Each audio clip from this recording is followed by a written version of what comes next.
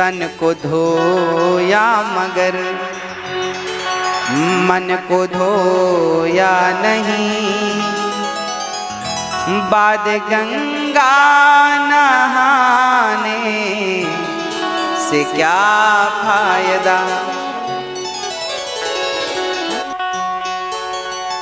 कभी प्यासे को पानी पिलाया नहीं। बाद अमृत पिलाने से क्या फायदा। इसलिए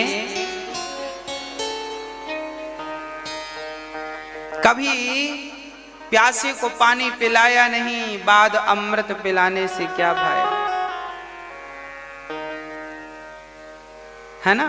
इसलिए गंगा जी गए नहाए तो पाप नहीं धुलेंगे। कब धुलेंगे?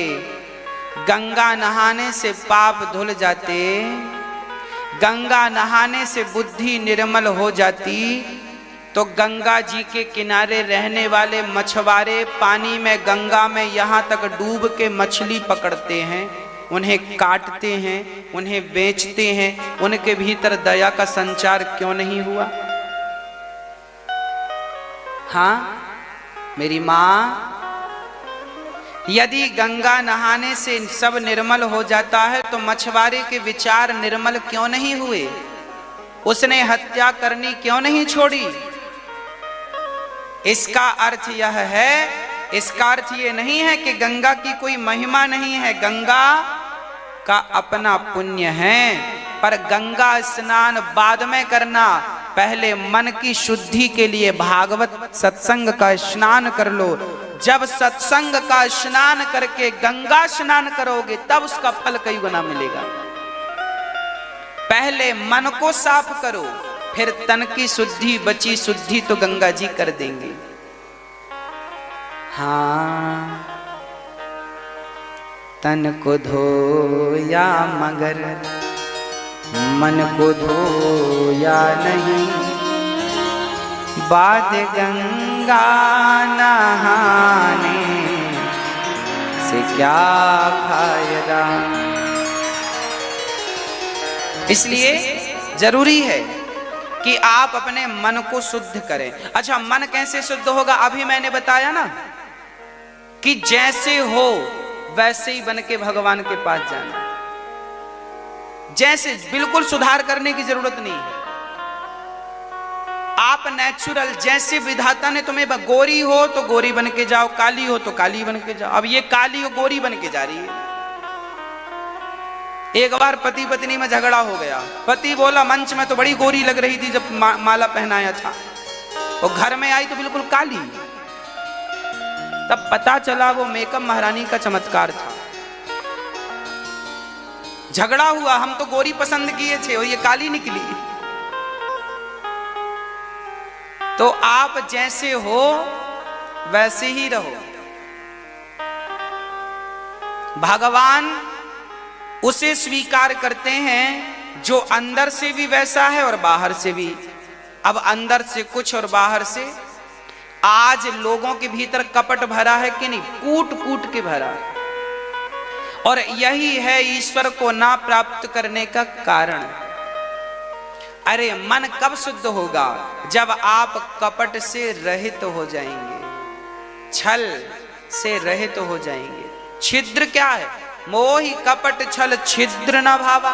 ये छिद्र क्या है? निंदा और चुगली। आप लोग बैठते हैं, बुराई करते हैं, निंदा क्यों कर रहे हैं किसी की? क्या मिल रहा है आपको? आप अपना समय उसकी चर्चा में क्यों वेस्ट कर रहे हैं? क्या फायदा है आपका? याद रखना, यदि मैं दुष्ट आदमी की चर्चा करूंगा तो उसके सारे अवगुण दोष मुझ में आ जाएंगे, क्योंकि मैं उसकी चर्चा कर रहा हूं। और मैं किसी साधु पुरुष की चर्चा करूं, संतों की चर्चा करूं तो संतों के गुण मेरे भीतर आएंगे। भगवत चर्चा करूं तो भगवान के गुण मेरे भीतर आएंगे। जो व्यक्ति जिसकी चर्चा ज्यादा करता है उसके गुण उसके भीतर प्रवेश कर जाते हैं। इसलिए आप पड़ोसन की बुराई करती हो तो पड़ोसन का स्वभाव आपका स्वभाव पड़ोसन की तरह आपका स्वभाव भी हो जाता है। चिड़चिड़ापन आ गया क्योंकि आप बार बार उसी की चर्चा करते थे। क्या फायदा, जबरदस्ती लोग वेस्ट कर रहे हैं अपने समय को। पड़ोसन अच्छी है, पड़ोसी अच्छा है कि बुरा है, क्या करना हमें। हमारी जिठानी अच्छी है कि बुरी है, क्या करना हमें। हमारी बहू अच्छी है कि बुरी है, क्या करना हमें। हमारी सास अच्छी है कि बुरी है, क्या करना हमें। हम कैसे हैं ये कोई नहीं देखता। हम कैसे हैं, हम में क्या बुराइयां हैं, हमें कहां ठीक करना है, अपने पे ध्यान नहीं है, बस दुनिया पे ध्यान पूरा है। दुनिया पे ध्यान बराबर है। हम कैसे हैं, हमारा स्वभाव कैसा है, उस पे किसी का ध्यान नहीं है। हमें कहां सुधार की जरूरत है, वहां किसी का ध्यान नहीं है। बस हमारा पड़ोसी कैसा है, इस पे डिस्कस चलती है, डिबेट चलती है। और यही कलयुग का प्रभाव है। कुछ लोगों में कलयुग ज्यादा ही प्रभावशाली है। इसलिए आप अपने इर्द गिर्द कलयुग को ना भटकने दीजिएगा। सदा भगवत चिंता में अपने आप को व्यस्त रखिएगा, ताकि बुराई करने का, अब देखो ना टीवी पे 3.5 घंटे आप कथा सुनते हैं तो आप निंदा चुगली से बच जाते हैं। और कथा ना सुने आप तो ये 3 घंटे किसी की बातें करेंगे, अच्छी करेंगे या बुरी, मतलब चर्चा किसी की होगी तो समय वेस्ट होगा कि नहीं। इसलिए आपका समय वेस्ट ना हो, इसलिए दास अनिरुद्ध आपके मध्य रोज 3.5 घंटे लेकर आता है। आप रोज कथा सुना करिए। अपने पड़ोसियों को, अपने रिश्तेदारों को कहो भाई आप भी सुनो। क्या व्यर्थ की बातें सुन के क्या मिलने वाला, कथा सुनो, कुछ मिलेगा, सीखने को मिलेगा, समझने को मिलेगा। तो भगवान को पूतना ने देखा, दूध पिलाया, मन सुंदर नहीं था। बाद में फिर भगवान ने कहा ठीक है तार ही दें। दूध पिलाया तो भगवान ने दूध पिया, जहर पिलाया जहर पिया। अब भगवान ने प्राण पीने शुरू कर दिए। पूतना चिल्लाई बालक छोड़ दो छोड़ दो। भगवान बोले मौसी जी हम पकड़ लेते हैं तो फिर काहू को छोड़ते नहीं हैं। यहाँ पकड़ने की पूरी व्यवस्था है परंतु छोड़ने की व्यवस्था, इसलिए श्याम सुंदर टेढ़े हैं। भगवान कैसे हैं, टेढ़े हैं। और केवल भगवान टेढ़े नहीं है, भगवान का पूरा खानदान टेढ़ा है।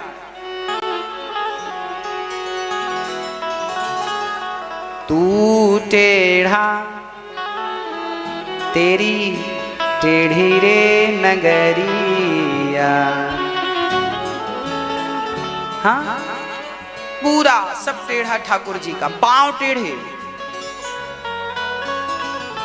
गर्दन भी, कमर भी।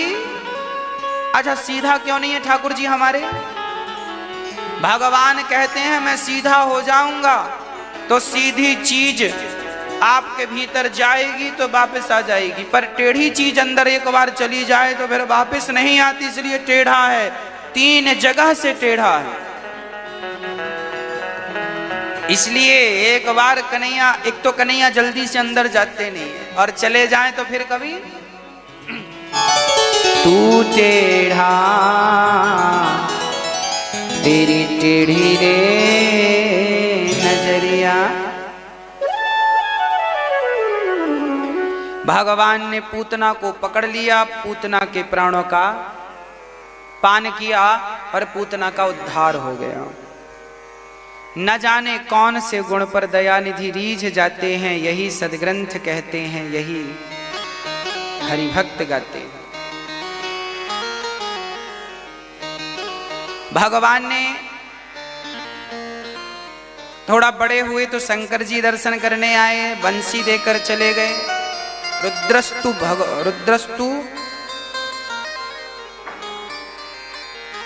भगवान वंशी,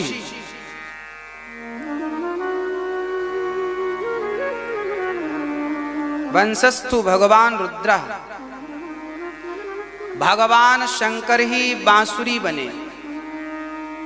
वंशस्तु भगवान रुद्र भगवान शिव बांसुरी बनकर गोविंद के हाथ में पहुंच गए और जो बांसुरी गोविंद के हाथ में है वो शंकर जी का अवतार है। भगवान शिव ही बंसी के रूप में गोविंद की सेवा में निहित हैं, अर्थात नियुक्त हैं।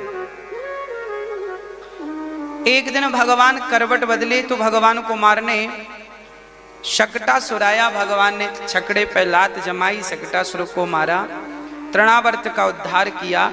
भगवान के नामकरण संस्कार हुआ। हमारे हिंदू धर्म में 16 संस्कारों की परंपराएं अनादि काल से रही हैं। वही अच्छे माई बाप हैं, वही अच्छे माता पिता हैं जो अपने बच्चों को संस्कारवान बनाते हैं। धनवान तो कोई भी अपने बच्चे को बना सकता है, पर संस्कारवान तो वही माँ बाप बना सकते हैं जो स्वयं संस्कारवान होते हैं। इसलिए आपको संस्कारवान होना चाहिए और बच्चों को पैसे का बंटवारा बाद में करो, संस्कार पहले दे दो। अच्छा, आप लोग अपने बच्चों को संस्कार दे रहे हैं कि नहीं? संस्कार क्या है? बोलने के संस्कार दीजिए। कैसे बात करनी चाहिए, अपने से बड़ों से कैसे बात करनी है, अपने से बड़ों से कैसे व्यवहार करना है, ये संस्कार है। बात करना भी उसी को आता है जो संस्कारी होता है। नहीं तो तू तड़ाक की बातें तो सभी कर लेते हैं। आजकल के बच्चे बात बात पे गाली दे के बात करते हैं, पता है आपको? आप भगवान करे आपके बच्चे बहुत अच्छे हों, पर बहुत बच्चों को हमने देखा है रे करके, बे करके और फिर बहुत सारी उल्टी सीधी गाली दे करके बात करते हैं। हाँ, रे और बे शब्द का उपयोग करते हैं, गाली देते हैं। क्या ये संस्कार हैं आपके? नहीं ना। तो आप अपने बच्चों को बोली सिखाइए। बेटा कैसे बोलना है, अपने से बड़ों को क्या बोलना है, कैसे उनका सम्मान करना है। अरे वाणी में जरा मिठास होनी चाहिए। आइए आइए, स्वागत है। कैसे हैं? आइए बैठिए। जल लेंगे, दूध लेंगे, छाछ लेंगे, पूछिए बड़ी नम्रता से। आज के आदमी का ना एटीट्यूड नहीं जाता, अहंकार घमंड जाता ही नहीं। आपके घर कोई मेहमान आता है तो आप उससे भी एटीट्यूड में बात करते हैं। हाँ सर, हमारे घर का ये देखो, ये देखो। हाँ, हम तो ये खाते हैं, ये पहनते हैं, ऐसे रहते हैं, ये गाड़ी हमारी है। अरे तुम्हारे घर मेहमान आया है, उससे कैसी बात करनी है ये बात करना सीखो। हर जगह अहंकार। आदमी के बैठने से पता चल जाता है कि कितना अहंकारी है। याद रखना, साधु लोग आपके बैठने से पता कर लेते हैं कि आप कितने अहंकारी हैं। हम आपकी बैठक देख करके, आप बैठे हैं ना, आपके बैठने का अंदाज देख के हम बता देंगे कि आप अहंकार से कितने भरे हैं और कितने सरल हैं। आपकी आसन, आप बोलेंगे नहीं, आपके बैठने का तरीका बता देगा कि आप अहंकारी हैं या नहीं, है ना संत भगवान। हमारे अयोध्या में एक संत जी थे, वो खाते हुए आदमी को देखकर बता देते थे कि ये पिछले जन्म में क्या था। खाने का तरीका सबका अलग अलग होता है। आपने खाने वालों को गौर किया होगा। अब देखो, आप गौर करेंगे, मैंने बोला है तो अब आप देखेंगे कि खाता कैसे है। वैसे आप देख लेंगे तो ये नहीं पता लगा पाएंगे कि पिछले जन्म में क्या था, पर बड़े बड़े साधु संत दिव्य पुरुष ये पता लगा लेते हैं कैसा था। कई लोगों को आपने देखा होगा, एक रोटी को 2 बार में खा जाते हैं।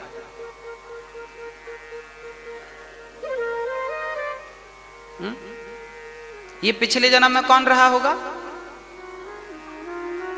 बोलो, ज्यादा ज्यादा कौन खाता है? या तो हाथी रहा होगा या तो घोड़ा रहा होगा। कुछ लोगों को आप देखते हैं चावल खाते हैं तो बहुत सारा भर के खाते हैं, पूरा बड़ा समूह। ये नहीं थोड़ा थोड़ा खाएं। कोई भागी जा रही है थाली क्या? खाने का ढंग बताता है कि आप क्या हैं। चलिए, तो बहुत डीप बातें हैं, इनमें डिस्कस ना किया जाए। हम केवल ये चर्चा करें कि आप अपने बच्चों को कैसे संस्कार दे सकते हैं। बोलने के संस्कार दीजिए, बोलने के संस्कार दीजिए। कैसे बात करनी है, क्या बोलना है, क्या नहीं बोलना, किसे देखकर हंसना है, किसे देखकर हंसना नहीं है। हाँ, हंसने से भी महाभारत होता है। द्रौपदी की हंसी से महाभारत हुआ था।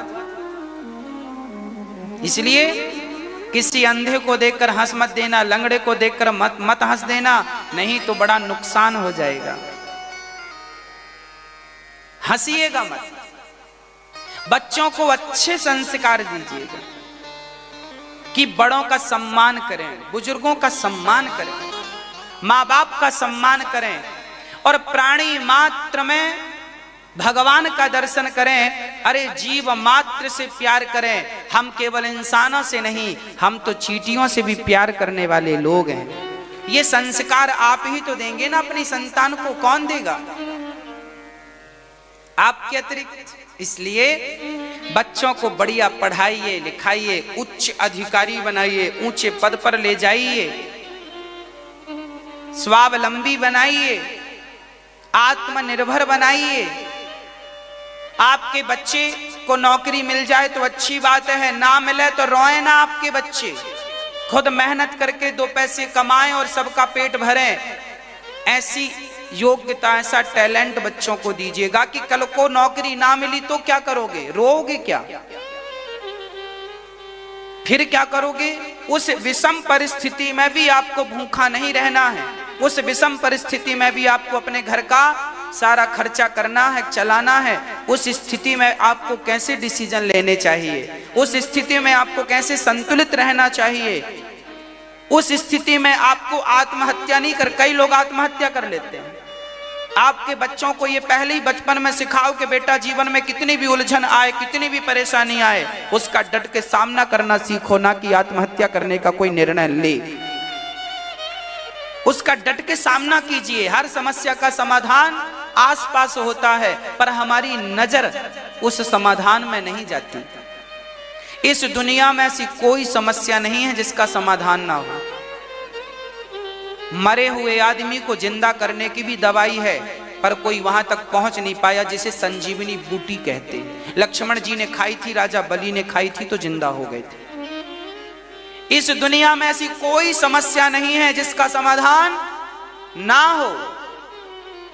है समाधान, हम पहुंच नहीं पा रहे हैं। कोरोना की दवाई है, पर हम पहुंच नहीं पा रहे हैं वहां तक, अभी दूर है, वहां से कुछ कदम दूर है। कौन सी बीमारी है, कौन सी समस्या है जिसका समाधान ना हो? है। आप लोग समस्याओं में इतने उलझ जाते हैं, इतने उलझ जाते हैं कि समाधान की तरफ आपका दिमाग नहीं जाता। इसलिए कहते हैं कि जब जीवन में कोई समस्याएं आए तो बिल्कुल ठंडे दिमाग से 5 मिनट, 10 मिनट, आधा घंटा, 1 दिन, 2 दिन विचार करो। तुरंत निर्णय ना लो, सोचो। कम समय है तो जल्दी से सोचो, बिल्कुल ठंडे दिमाग से। इसका क्या समाधान हो सकता है, क्या हो सकता है इसका, इस बात का क्या जवाब हो सकता है? विचार करके बोलो। सामने वाले ने गाली दी, तुम भी दे, ये समाधान नहीं है। सामने वाले ने हाथ उठाया, तुमने भी उठा दिया, ये समाधान नहीं है। विचार करो, ये समाधान नहीं है।